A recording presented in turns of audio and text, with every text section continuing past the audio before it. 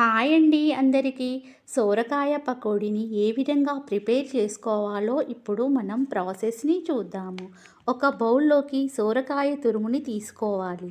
అందులో ఒక స్పూన్ ఉప్పు, ఒక స్పూన్ కారం మరియు అల్లం వెల్లుల్లి పేస్ట్ని వేసుకోవాలి. మరియు కొంచెం జీలకర్ర, ఆ తర్వాత నువ్వులను వేసుకోవాలి. టేస్ట్‌కు తగ్గట్టుగా కొంచెం షుగర్‌ని కూడా నేనైతే యాడ్ చేస్తున్నాను.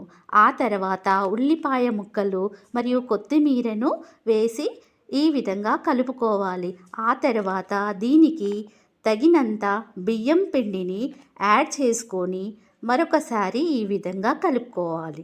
ఈలోపు స్టవ్ పైన కడాయి పెట్టుకొని ఆయిల్‌ని వేడి చేసుకొని ఈ వేడైన ఆయిల్‌లోకి ఈ విధంగా పకోడీలాగా వేసుకొని వేయించుకోవాలి. అంతే, టేస్టీ టేస్టీ పకోడీ రెడీ. మీరు కూడా ఈ విధంగా ఒకసారి